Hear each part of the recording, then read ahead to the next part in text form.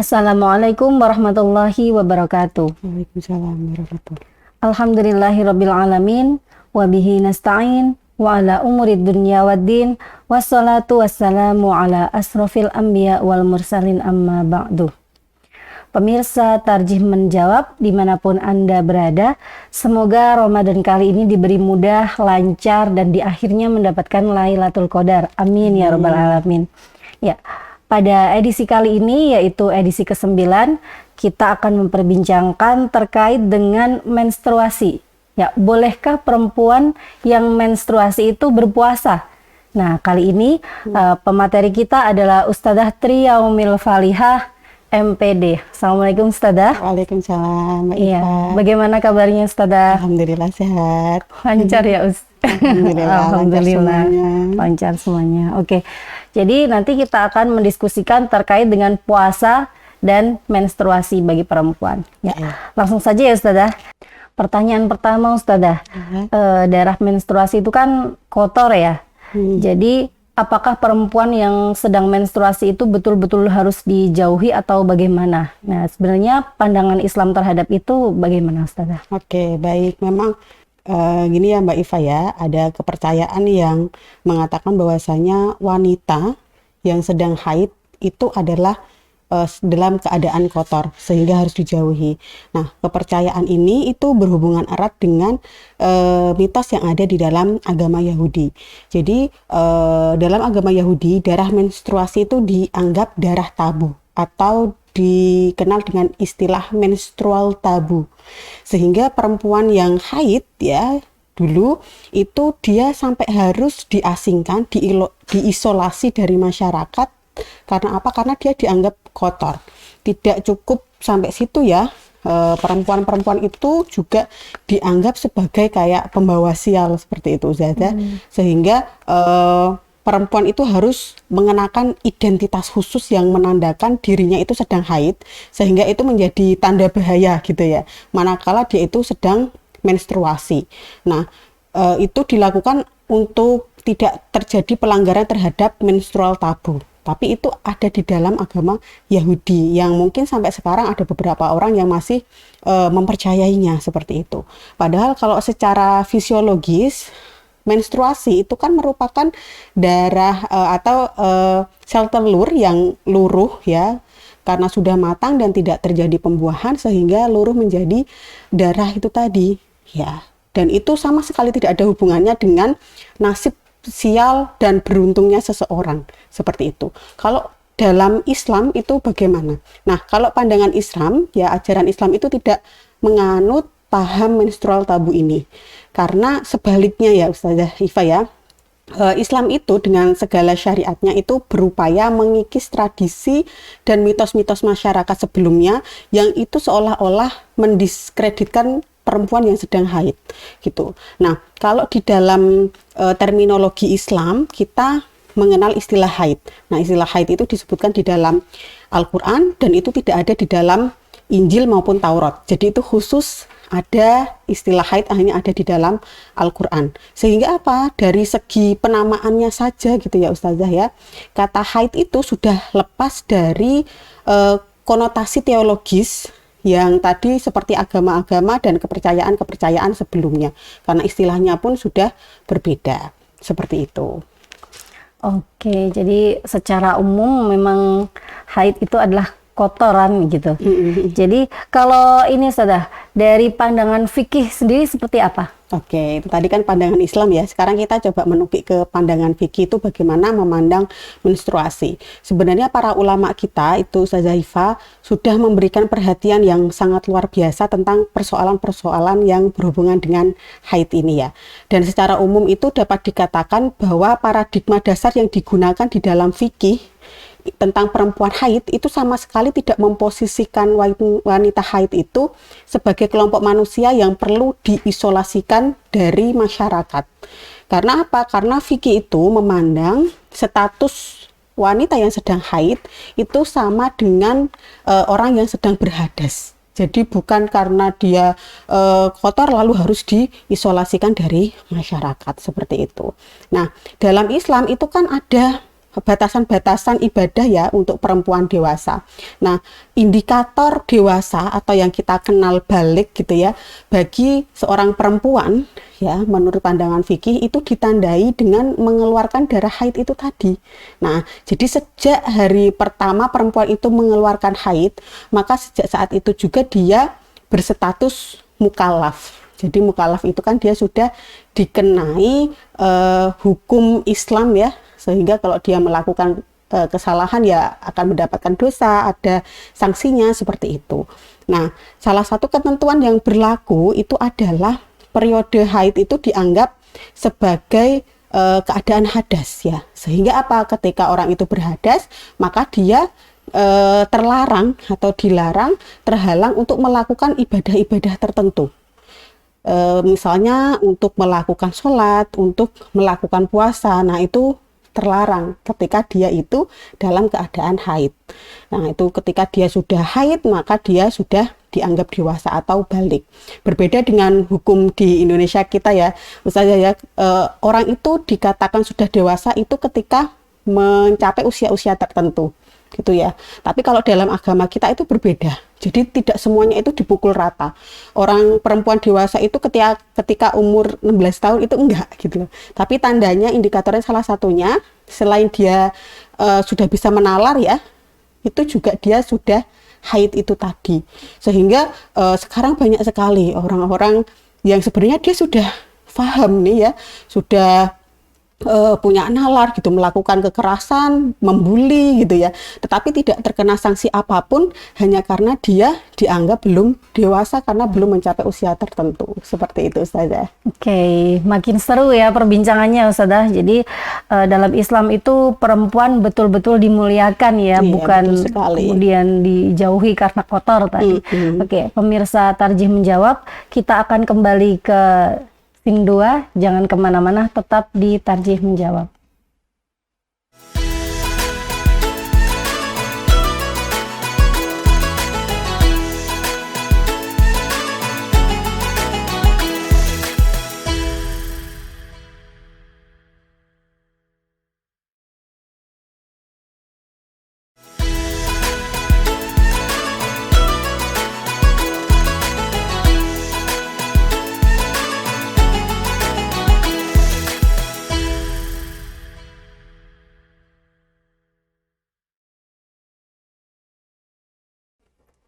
Ya pemirsa, kita lanjutkan perbincangan ya.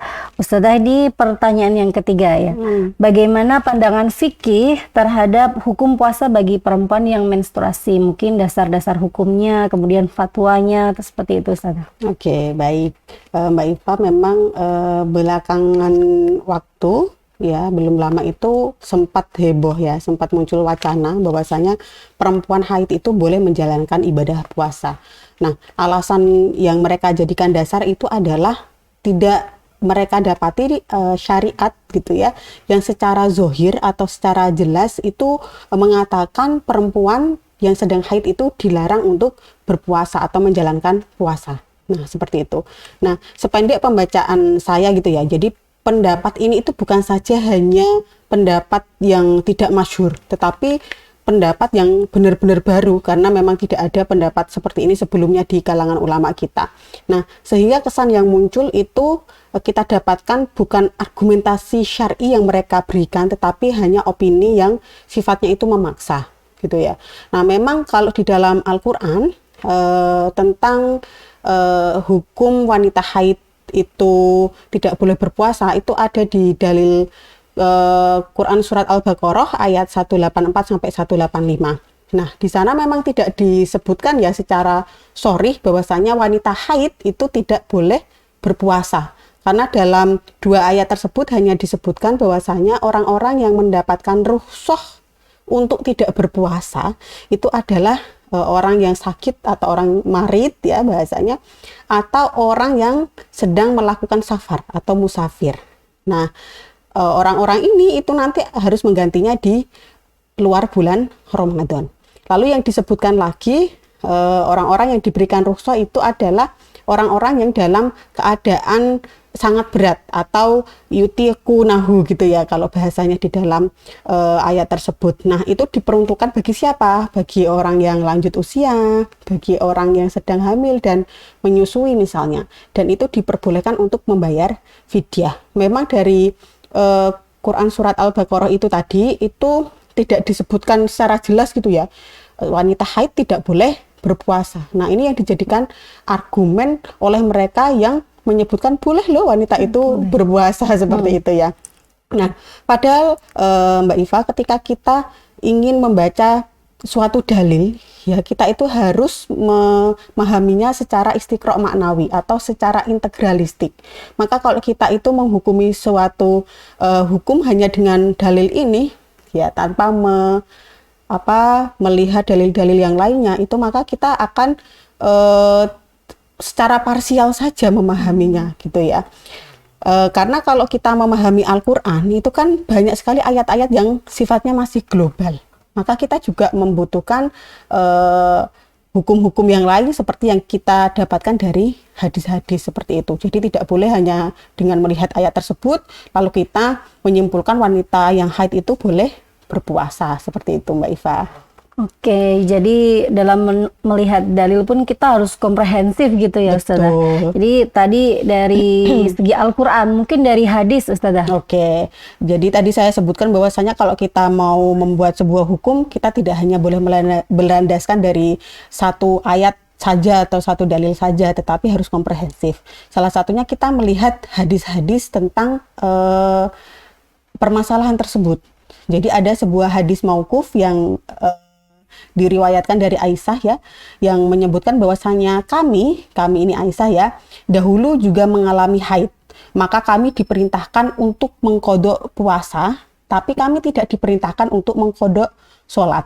Nah, dari hadis ini itu kan bisa dijadikan hujah bahwasanya dari zaman kenabian pun gitu ya, wanita-wanita pada zaman dahulu ketika haid itu ya tidak diperbolehkan puasa dan diminta untuk mengqadha di bulan di luar Ramadan. Tapi hadis ini juga banyak yang menggugat, Mbak Iva, karena dianggap hadis yang mauquf ya.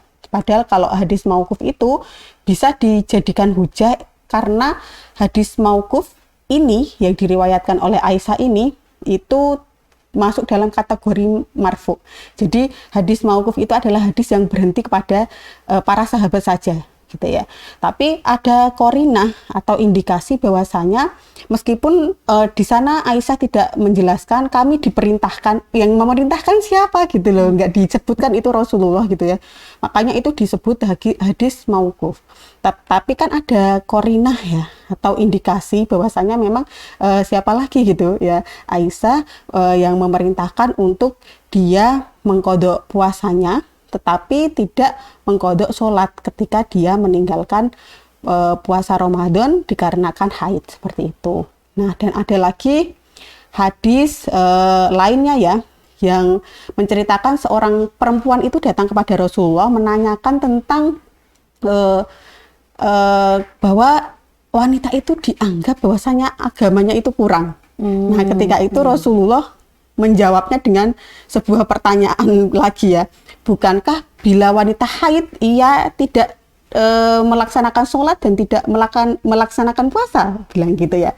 Nah, memang Rasulullah ini menjawab dengan pertanyaan, tetapi beliau tidak bermaksud untuk bertanya. Justru beliau itu menegaskan, ya, bukannya kamu kalau lagi haid bukannya kamu ketika haid itu nggak sholat dan nggak puasa toh gitu. Nah, itu penegasan gitu loh, bahwasanya ketika wanita sedang haid itu dilarang untuk puasa dan dilarang untuk melakukan yang namanya sholat seperti itu, Mbak Iva. Oke.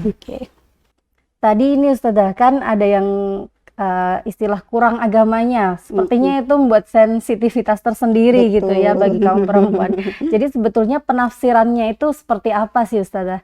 Namun pemirsa Tarjim Menjawab, kita akan jeda sejenak, kembali lagi di Tarjim Menjawab setelah pariwara berikut ini.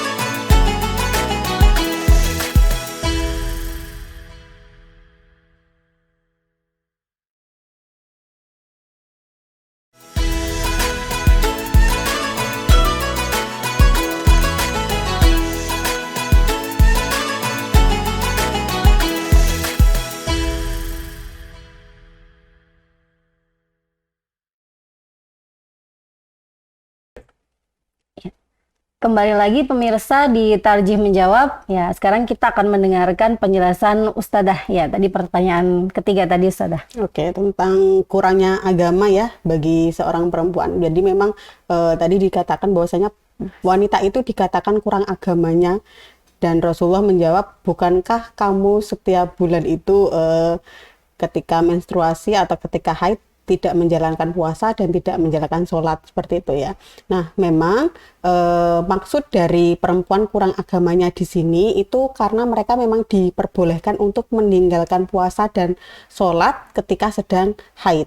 Namun yang perlu kita pahami bersama bahwasanya kekurangan ini itu tidak lantas menjadi tercela atau menjadi sebuah dosa bagi perempuan. Karena apa? Karena memang ini merupakan murni datang dari syariat Islam, seperti itu, Ustazah Iva. Justru apabila perempuan itu tetap memaksa untuk berpuasa, memaksa untuk sholat, padahal sudah tahu dia haid, itu justru malah akan mendapatkan dosa. Karena apa? Karena dia itu tidak taat dengan aturan yang telah dibuat oleh Allah, seperti itu. Oke, tadi padat dan jelas ya Ustadzah ya. Oke. Selanjutnya nih Ustadzah, terkait dengan majelis tarjih. Nah, ini bagaimana fatwa dari majelis tarjih sendiri Ustadzah? Oke, kalau di Muhammadiyah itu jelas ya, wanita haid itu tidak boleh berpuasa karena haid itu merupakan mani atau penghalang yang itu menjadikan perempuan tidak diperbolehkan atau terhalang untuk menjalankan puasa maupun menjalankan sholat, seperti itu. Dan salah satu sumber yang dijadikan landasan yaitu tadi hadis-hadis dan ayat yang sudah saya jelaskan di sin-sin sebelumnya. Nah, yang perlu saya tekankan di sini Mbak Iva, jadi kedudukan haid itu adalah mani ya, atau penghalang, berbeda dengan rukhsah ya. Kalau rukhsah itu kan tadi diperuntukkan bagi musafir dan orang yang sakit, lalu perempuan hamil ya, lalu lansia yang sudah renta itu mendapatkan rukhsah. Kalau rukhsah itu adalah keringanan, sifatnya pilihan, sehingga orang yang dia berpergian, orang yang sakit, tetapi dia merasa masih kuat menjalankan puasa, lalu dia tetap memilih untuk puasa, itu diperbolehkan. Ya, tapi dia diberikan keringanan, jadi dia bisa memilih. Kalau dia mau berpuasa silahkan, tapi kalaupun meninggalkan puasa karena berat ya, itu diperbolehkan dan harus mengganti di hari lain di luar bulan Ramadan.